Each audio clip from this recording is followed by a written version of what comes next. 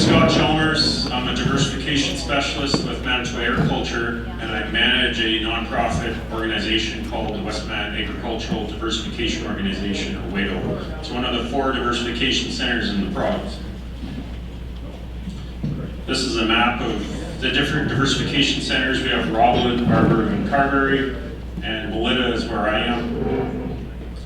This is my standard crew for this summer. Without them, I wouldn't be up here because they're the ones that do all the work, and I just have all the fun. So this is just one of the 3 sites that we have in Melita this year. It's a drone photo. This is our main site, probably 60% of the plots we have. It's about 15 acres, and we do everything from quinoa to straight cut canola. We are quite diverse, but we also do quite a bit of companion crop type trials, intercrops, relay crops. And so today I'm hoping to talk about relay crops because I think they're cover crops in disguise. They're just hiding among another crop. So we do extension tours. We're a no-till farm, so if you call a seed hawk a no-till drill, that's what we use. We also have a planter, a corn planter too. Lots of cool things to play on, have fun with. This slide here, I just want to show you where we are in terms of if you went to Paris. Paris is only 20 miles south of Melita, technically, but trust me, they do not have 35 below weather in Paris. It's 5 below max. So we have very different worlds, and that's just the way the climate is. So how are we going to do cover crops in Canada? That's the biggest challenge I find. We can't grow them 6 feet tall as if they were 1,000 miles south, but we can do our best and have something growing. What I want to kind of highlight is that we do have buffers on each side of our season that we're not utilizing as much if we're just growing wheat and canola. We're actually missing out on quite a few heat units, which I think is something maybe our cover crops or even relay crops can take advantage of. We actually are missing out on 27% of the crop heat units. If you go outside the frost-free days and count up all the heat units missing in between there. So that's kind of interesting. This is what our normal landscape looks like, wheat and canola, monocrops generally. But nature before had a different program. It was season round growing conditions, different species growing in various places, all working together. And it was never dormant or dead for several months of the year waiting for the next crop. So it was always green. Another thing I want to talk about is snert. This is a picture I was driving to Winnipeg one day and I seen a no-till field which is on the top, and the snert was very low. There's no dirt on the snow. And then a tilled field, of course, there's dirt all over the place, and you can't farm the dirt in the ditches. So today I want to talk about what we're doing at WADO with relay crops and possibly across the diversification centers. And why do we want to do this? Well, we just want to take advantage of water, nutrients, light, and time. Those are our resources, and maybe we have some ideas for you. This is a field near Napinka. This farmer is an organic farmer, and he grew spring wheat and sweet clover together at the same time. He used a Pottinger seed drill, and he had a fantastic wheat crop, went 40 bushel a acre, and then this relay crop of sweet clover that continues to grow in the understory. And as he opened it up for harvest, that sweet clover continued to grow well into the fall and next spring, utilizing all the water and light at that time, and of course air too, fixing nitrogen into the soil. There's so many reasons to do cover crops or companion crops, intercrops, whatever you want to call it, and most of them are natural solutions. I'm not going to get into them. There's a whole slide of them there. I looked up the MASC seeding acreages for 2019 of what you would call like a relay crop. And I know this is underreported, but there was 35,000 acres of alfalfa with companion grass, 36,000 of perennial ryegrass with a companion, over 5,000 with timothy and a companion, which was about 77,000 acres in Manitoba. But I know that's underreported because I know there's other covers out there or relay crops for sure, but they just don't get reported. Just another slide that we all know this, different species source water at different depths. This is what we're trying to take advantage of if we're doing relay crops. One of the reasons. Why not companion crop?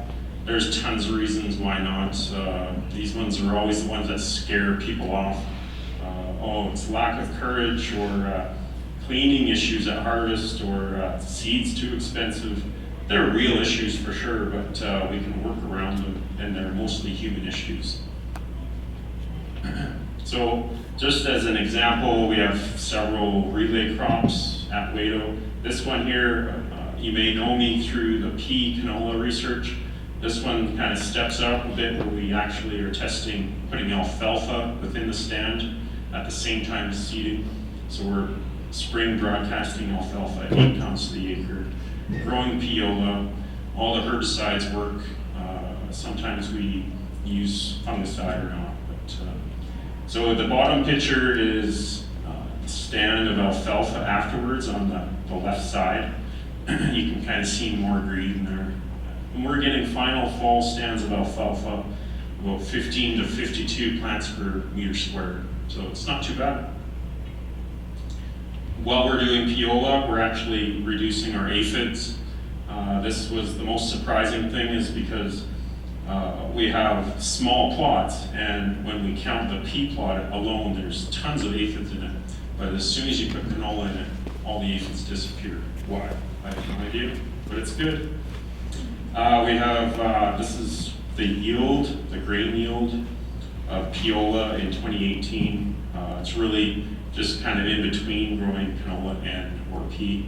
So it's really no different, and I really believe this hinges on the amount of rainfall we get. So if we had an excessive rainfall year, you would have seen the Piola skyrocket in yield, where the pea or canola alone would have been still probably about that yield. So without rain, we really don't get much yield response with the intercrops. And with the alfalfa added to it, it had no effect. So it's pretty safe with that alfalfa as a relay. Land equivalent ratio, flat. So that's kind of neat. These are your expenses for the different kinds of cropping systems within the Piola alfalfa. Of course, the alfalfa costs about $50 an acre.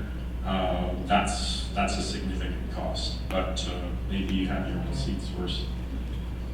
This is the net income afterwards. Piola is very stable, but we really don't make much money. We lost a lot of money in canola in 2018, and we gained quite a bit of money on the peas. And that's just the nature of the year. It was very dry. 2019, everything lost money because it was so dry. But Piola was actually the lowest risk, significantly compared to some of the others. And then this is spreading it out with fungicide. If you spray fungicide on a dry year, this is how you lose money. So, if conditions prevail, yes, spray, that's fine, I suppose, but really had no income benefit this year. So, we're all talking about Hairy Vetch here. Earlier, we've been looking at Hairy Vetch within our research as well. This is just a field of vetch around the Wawanesa Riverside area. This is a seed production field for Hairy Vetch. This is what it looks like with rye. And we did a bit of research in the past year. This is when we put it underneath sunflower. This is just a small plot, but in 2015, we had no yield difference in the sunflower by putting the vetch underneath. But the real fun part is that we actually fixed a ton of fertilizer, not an actual ton, but about 150 pounds to the acre of nitrogen is what we offset by having that vetch growing in the understory. So I think that's more nitrogen than you put on the sunflower itself. So looking at the gross incomes, we did not too bad, but we did it again. Well, this is So 2014, no yield difference. 2015, no yield difference. And again, we got another boost of about 80 pounds of nitrogen by having the vetch in the understory. We looked at organic matter. In 2014, we gained 0.25% organic matter. I think that's double the rate of no-till. So we're really boosting up the soil organic matter content there. 2015, we didn't have a response. This is what the vetch looks like in the fall. We have this huge mat that's growing, and it's almost decaying too. That's what's fixing the nitrogen. Suppressing the weeds. This is what weeds look like with the vetch. On the very right side is the sunflower and vetch. We virtually have no weeds. It's vetch instead, so that's kind of promising. Here's a field near Deloraine in 2016. This farmer grew vetch, I think around 18 pounds to the acre with his planted sunflower. Later in the year, the confects sunflowers looked great, and the vetch was starting to grow up the head. And weirdly enough, the vetch starts dissolving itself in the understory if it doesn't have any light. And then it continues to kind of grow up the side of the plant right up to the head. So well after the sunflowers are finished flowering, the vetch continues to flower and feed the bees and things. But I kind of wonder about this too. The microclimate for rust on sunflower might be exacerbated, and possibly maybe the vetch is contributing sclerotinia infections to the sunflower, and maybe cause some basal rot. So this farmer sort of struggled with the grain header, trying to do sunflowers, and the vetch was wrapping on the header, and also on the chopper too. It was tangling, so it was quite cumbersome. So they came in with an all crops header and finished the sunflowers off quite easily. And they ended up with about 2,300 pounds of sunflower seed, which is a pretty decent crop. And then they had this benefit of 500 pounds per acre of vetch seed, which is worth just as much as the sunflower crop itself. So there's some of the benefits and conclusions, kind of talked about them here. Looking on to corn vetch, this is a field in Pearson at Brooks Whites. We have vetch seeded and then planted air seeded corn all in one pass. So the corn's on 30s, kind of, but it's with a seed master on 15s. So looks great. Brooks wasn't sure whether to take it to grain, or he actually just ended up feeding it to the bison. He didn't have time for the grain, so prices maybe weren't that strong. Brooks feels he saves about 40 cents per pound gain per day on his cows, so that's a huge savings by having that vetch in the understory. We've been dabbling with this at WADO. You can see maybe in this picture there's a little bit of vetch growing there, but it's been already hit with 1.5 liters of Roundup and about 0.4 liter per acre of bromoxynol, and then the vetch never flinched. It's completely resistant, I would call. So to a degree, it will be suppressed by glyphosate, but it's not going to die. It will revive itself and start up again. But I think we can take this to an advantage. Same plot in August, it starts growing back. So we took it to yield. We figure it's worth about $55 in feed in the understory, or if you want to just leave it to go to fertilizer, it's $13 in nitrogen. It's not a big win, but it's something.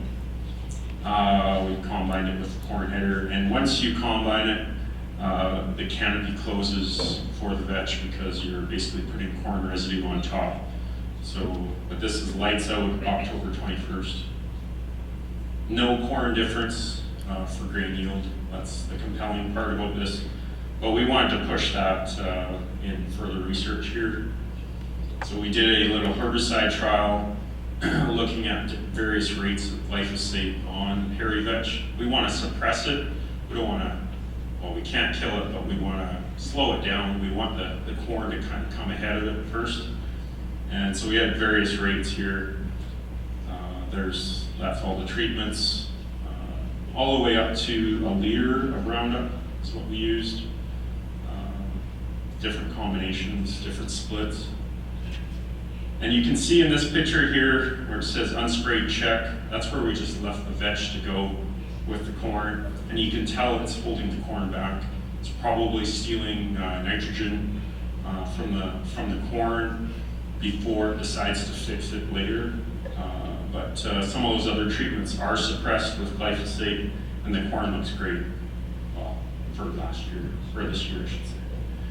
Later in the year, I think this is October 1st, the vetch came back. So we had a full crop of grain, corn on the left here, and the vetch underneath that's suppressed. On the right, it's never been suppressed, and it holds the corn back. So we know we lost yield. I just don't have raw numbers for you for 2019, but I got 2018 here. This is the weed biomass. That's the green line. Together, the crops really suppress the weeds. But this is also crop injury of the vetch. So we figure about treatment 5, we've suppressed the vetch enough, and that's about a half a liter per acre of Roundup. This is another way of looking at it. The magic treatment is treatment 5, half a liter, or you could do 2 splits of 0.33 liter per acre. That seems to hold it back enough too. That's just looking at total biomass of corn and vetch. We got our best bet at about treatment 5, half a liter of Roundup. And this is 2018. We'll have 2019 results coming in soon. This is the benefits or some of the key points of corn and vetch I'll go into. Got lots to cover.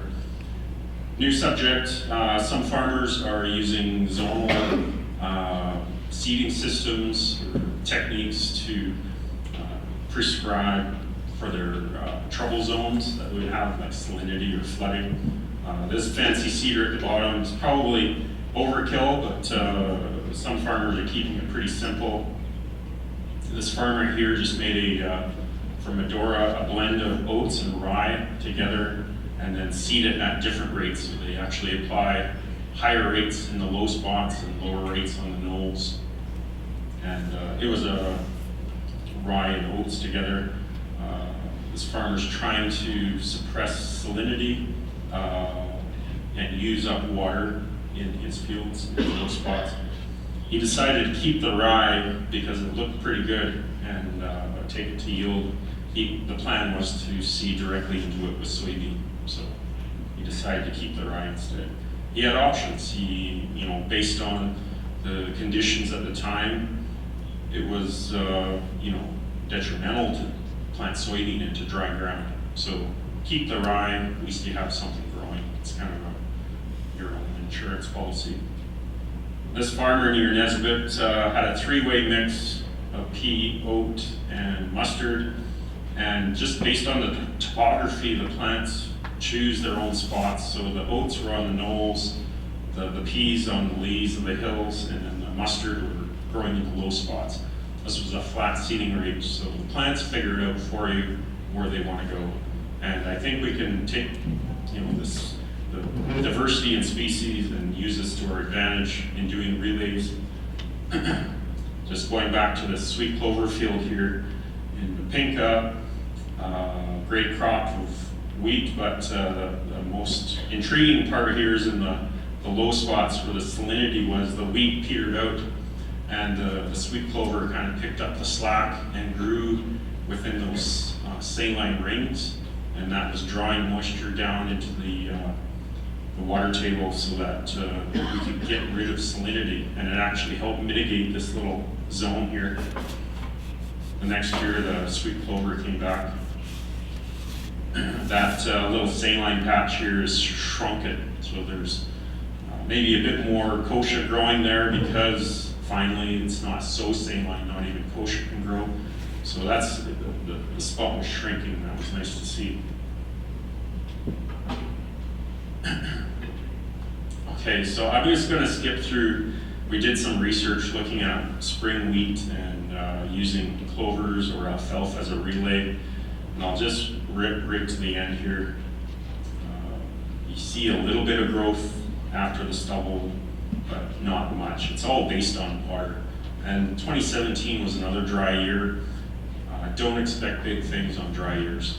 And I promise one of these days I'll have a wet year and I'll have more to show, but it doesn't really matter how you see the alfalfa or clover, whether it's broadcast before or after, or whether it's seeded with the wheat. It's all about the same, to be honest. If we did get a good catch on a dry year, yes, it's going to drag down the wheat yield. It's just, there's just not enough moisture for everybody. A long time ago, 10 years ago, we did a project back in my home farm where I grew up. We seeded directly into alfalfa stands. Some of those stands were suppressed with glyphosate. So we wanted to see if we could kind of keep the alfalfa somewhat alive, grow a canola crop, take it off, and then let the alfalfa grow back. And it does work.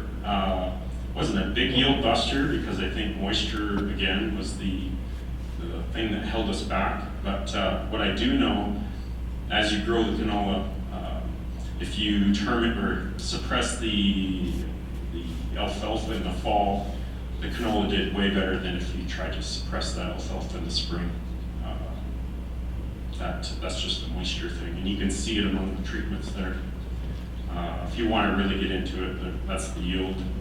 But basically, fall is better than spring, and about a half a liter of Roundup in the fall is enough to suppress the alfalfa to grow a canola crop, and then come back. It's able to regrow itself back.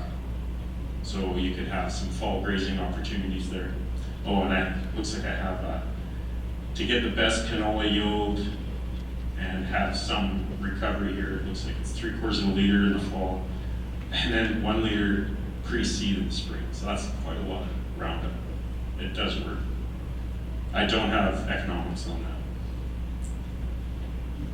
This is another project we're on to. This is seeding soybean in between rows of winter wheat. So you see this kind of concept down in the States where they have a longer season working very well. I am somewhat skeptical of this because you are covering the land twice over, so there's significant operating costs by going over the land twice. But we thought maybe there is some sort of advantage here. So we did this in 2017. Looked not too bad, but again, it was very dry, and when you have cereal growing between rows of soybean, those soybeans suffer. They just need a lot of rain. But we ended up still having about 9% yield gain on the land equivalent ratio, surprisingly. But so we tried again this year. This time we changed it up. We wanted to kind of time our nitrogen applications to see what effect that would have. So we had all the nitrogen applied in the fall on the wheat, and we split it up 50-50 fall, spring, and then all in the spring, just to see what would happen. Kind of gets interesting here. So this is kind of what it looks like. You can see obvious moisture stress. The soybeans are not happy being in between those rows. It's too dry.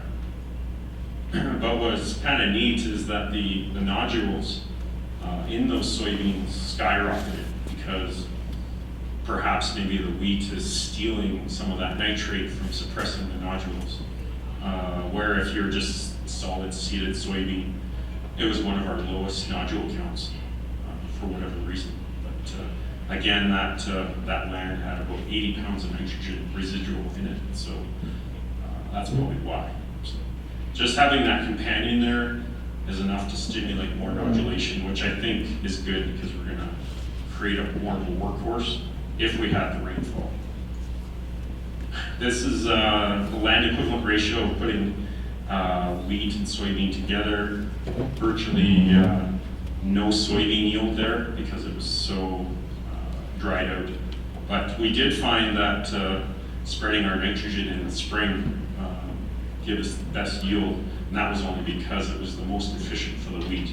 It's not that we were doing any favors for the soybean.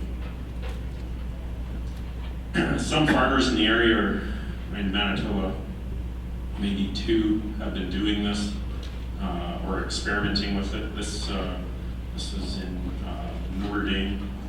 This farmer used popboard to cover the knife so that the soybeans could slip under that knife, and then he would only cut the wheat. So I got a little video here. It works? No, it's not. The video is supposed to show an action shot of combining, but you can only imagine. Moving on to hemp as companion crop, with companion crops. This is a field near Nesbitt with clovers growing underneath this field. We wanted to kind of test this idea too with various legumes. We tried sweet clover, red clover, alfalfa, hairy vetch. We even put in field peas and even rye, different species underneath hemp. So this is kind of what it looks like. We got the left slide is peas, the right slide is hairy vetch. We got sweet clover, alfalfa, red clover. So you can see it growing in the understory of the hemp, just as the hemp is starting to bolt. This is 2017, the vetch starting to grow up toward the head of the plants. After harvest, there's some residue left behind and active plant growth of those legumes. But again, very dry years, 17, 18, 19, it was difficult to establish. If anything, I would say hairy vetch or alfalfa were the best species for survival in those drought conditions. Sweet clover and red clover were terrible. They just can't compete. This is the field pea treatment, so we combine the entire plot to the ground, and this is what the sample looks like. We tend to combine a little on the green side for hemp, but I can't imagine this, trying to clean this on a large scale and separate it would be quite a task. There's a farmer north of Saskatoon that had done it and ended up got 10 bushel the acre peas.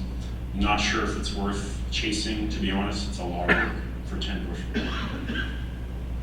We found that with the pea, we actually, yes, we did over yield, but to chase 347 pounds of the acre of peas isn't worth going after.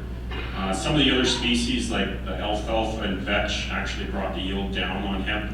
So that's just something you gotta be cautious about.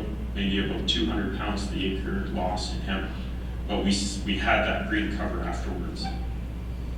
2018, very similar results. We did it in 2019 too, but the birds caught up to us, so we won't have really any good hemp yields, but we do have biomasses. Yes?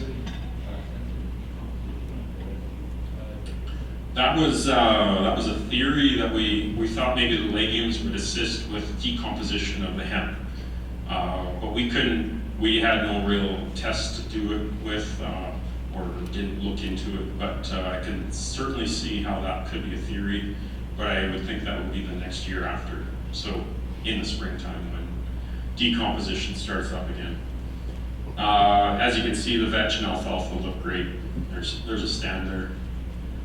Again in 2018.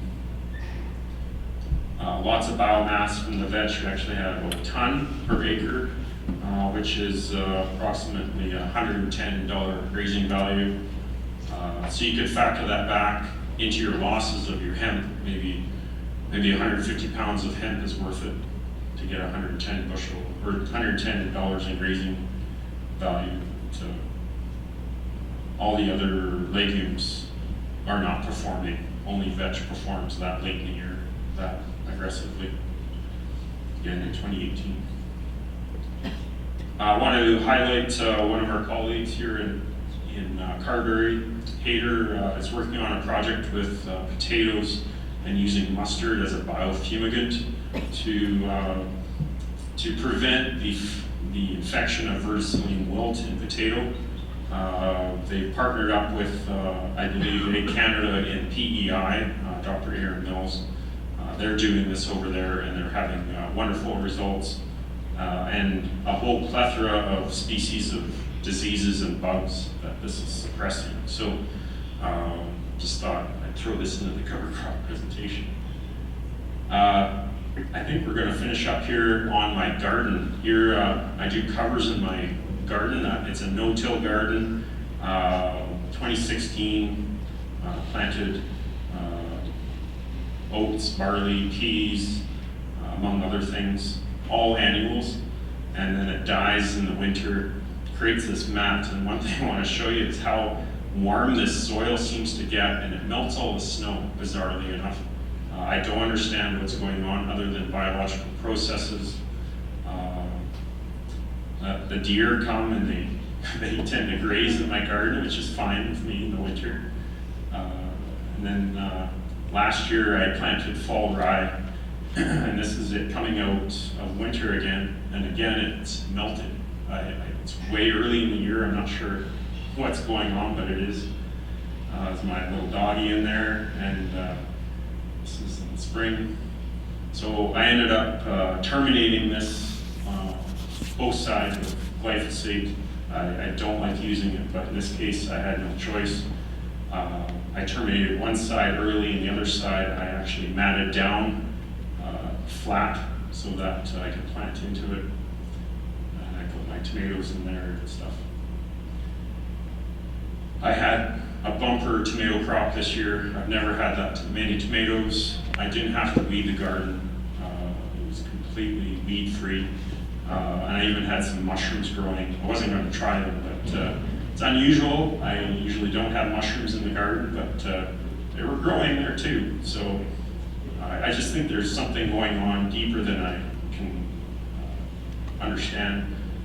Brooks White's farm here, the day before it rained like 3 inches, and we're out driving in his fields. We shouldn't be doing that in Pearson, but with having covers, we can. There's really something going on with covers, with water infiltration and water use. It really makes a difference. It's the same photo he had before. We've had many floods in the Melita area. It's pretty sporty down there, to be honest. Lots of weather comes through there for some reason. And I think cover crops do have a fit here some way or another, controlling erosion. This is an entire highway missing. Maybe it can give us something green to drive on with our tractors and keep us out of the muck. And but we got to be careful too. This is just volunteer rye that wasn't desiccated or killed off in time in the spring before seeding. If moisture is scarce, which it seems to be more often than not, terminating too late can have issues. So in behind this line, we terminated for our plots on this side of the line. The farmer waited for 2 more weeks. It was very dry in May. And you can see a defined line.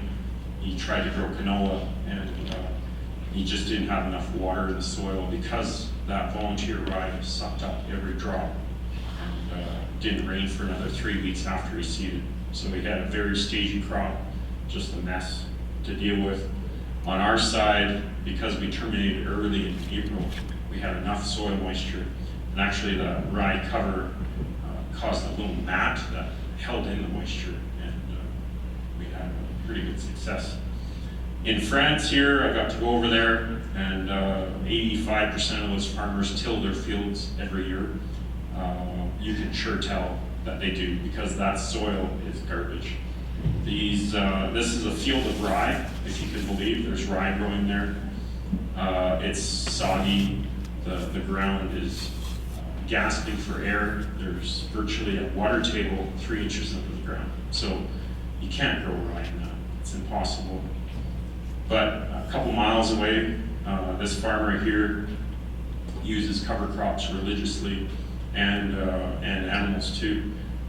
He's able to grow a wonderful rye crop. So his soil is building. You can tell it's a darker soil. It really makes a big difference. That's the difference right there. So you got the muck versus no-till cover crop animals. There's the sheep grazing his covers.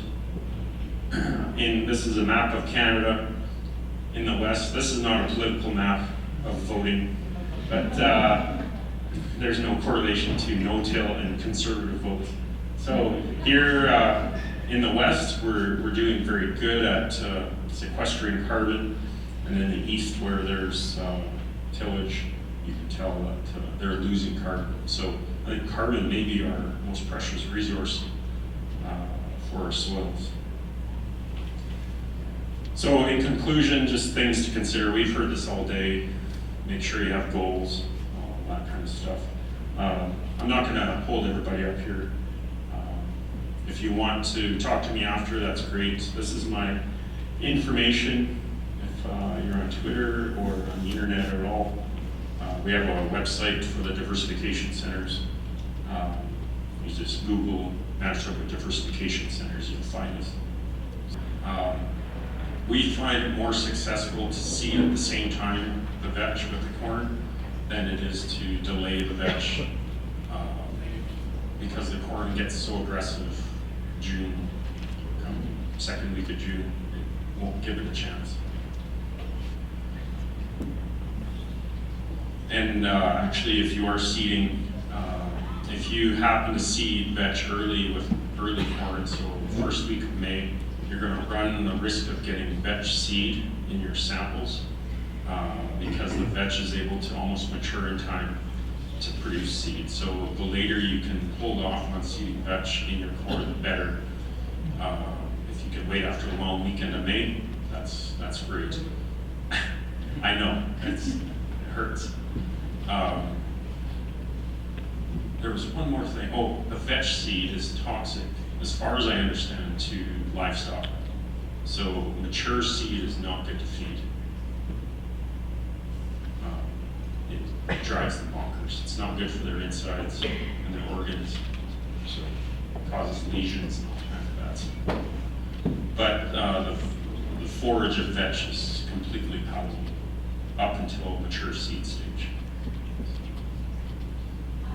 Could you talk with some more details about the peas understory with the hemp, please? Okay, so the concept was to, sometimes your hemp crop has gaps in it that maybe you could take advantage of with another crop, like peas, and the idea is you would clean the peas out after harvest. The difficulty seems to be that the hemp is a very aggressive rooting system that's shallow, and it steals water from the peas. So maybe if hemp had a really deep rooting system that goes, say, 4 feet into the ground or deeper, they would be accessing water from a different profile. But then again, we've had very dry years, so I can't say that growing more peas than hemp is bad. It's just been very bad on dry years. Seeding rates, I could go back, but memory serves 80 pounds of peas per acre and 25 of the vetch, or the hemp per acre. Yeah. What variety?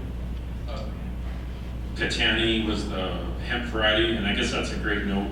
If you choose a hemp variety that's very tall, you're going to have virtually no covers because it's too competitive.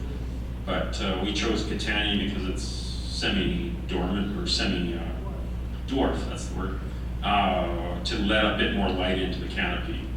You could go with Canola, but it's probably, well, maybe it's a good thing with peas, but the taller you go, the less you're gonna have below. And it will be hard. Yeah, yeah. Harvest would be difficult for like Patera, for example. It's 8 feet tall, and the peas are 2 feet off here. Unless you're bailing it, CBD. Yes, that could be.